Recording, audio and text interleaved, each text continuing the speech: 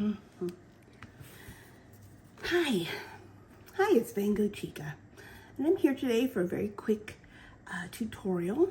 I made this card, and I was just wondering if other people don't shade in their images because they don't have markers or they don't have a watercolor set.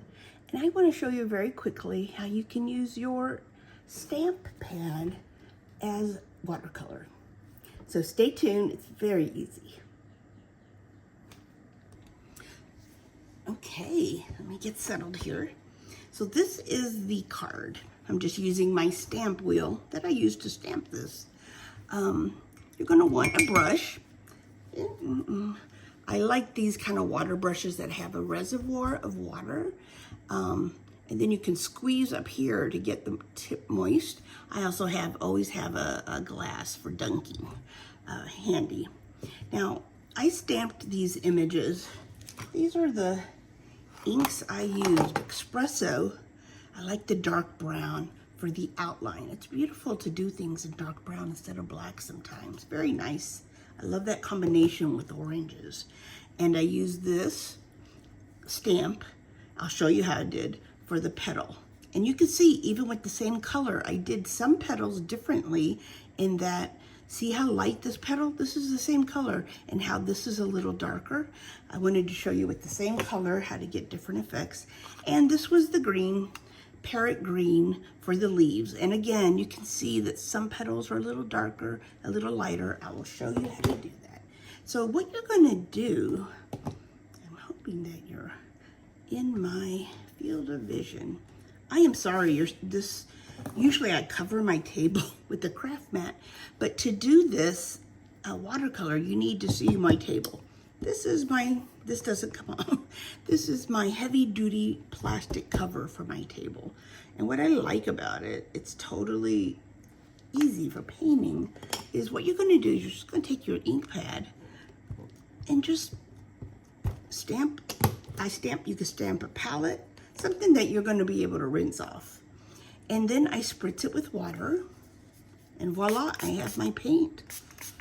And what I'm gonna do is just use the brush, have a little tap off excess.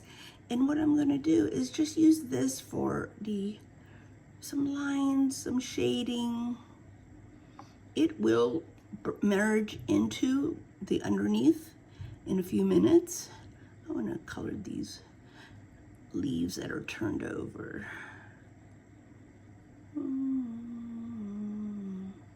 I need some more. I'm gonna do some there. And I'm gonna do this one. Okay. Now I can dilute this even more. See, this is getting absorbed, so I'm just letting all of this. And these have already merged into it. And I always like the amount of ink that you put on. Usually it's going to be darker, right? So I'm just going to let that go there. This hopefully I think it will blend in. Okay, so I'm going to show you that. Let me get I think I swear by this, but I don't get paid. But CVS, the orange pack, to me is the best wipes. They last long, they're very strong. And look what all you're gonna do with this kind of setup is, there you go. No more ink. Now I can do another color. And I'm gonna show you how I'm going to, on these leaves were inked in Parrot, and I'm gonna use a darker green, Grass Fields, to give it some depth. Same thing, open it up. These are the full size. Nice, a lot of ink there.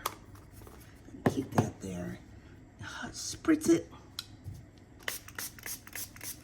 Okay, and then we're gonna just load our brush. Okay, now you can just I like to be very loose with my paint. I know it's gonna blend together. So I like to go along the veins and this one's very light. Okay, and obviously the more I use it, the lighter it gets. Just like the more I spritz it with water. This looks very dramatic, but it will absorb. So I like to, and also I like dramatic. As a painter, I do vibrant colors and I love drama. So I don't care if some of it is really bright, another leaf isn't as bright. It's fine with me. So let's see, let's get some interest in this leaf. So really you can't go wrong. You really can't. From a distance, this looks really, see the difference for how much paint I had on the brush there versus there. It's just a matter of how much water you put in. And I need to color that one in. But that is really all there is to it. And now, I mean, it's just up to you to layer some more colors. Let me put the little top on here. I love this brush. I got this at Alt New too. I think it might have been a gift with purchase. So very easy watercolor effect with your inks. And this was the finished product. Oh, I was going to show you the splatter. I'm going to turn this over because what I need, I could probably get it out, is,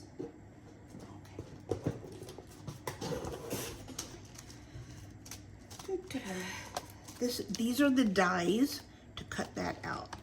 And what this is was I used the die to cut out this flower, right? This is reusable. I save it. By doing like this, see, it's called in art a mask. Just like you think, put a mask over your face, you don't see yourself. That's called a mask. And what we do, let's say, I think I did that in kind of an orangey color, so I'm going to use that ink.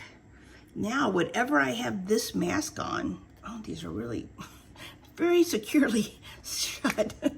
I'm being undone by a tiny 1-inch cube. And I'm gonna put a lot, okay. You want a very wet brush. Okay. So I get rid of all the green. Oh, let me spritz it. What you do is you're just gonna use your brush, hold it over the paper. Now that you got your mask on, I like it to be kind of drippy. And you're just gonna tap the barrel.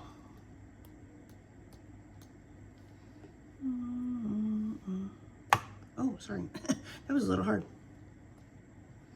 And we have the mask on so it won't fall anywhere we don't want it. So, and that's how you do the little droplets. See, now I recommend everybody have tweezers in their craft kit.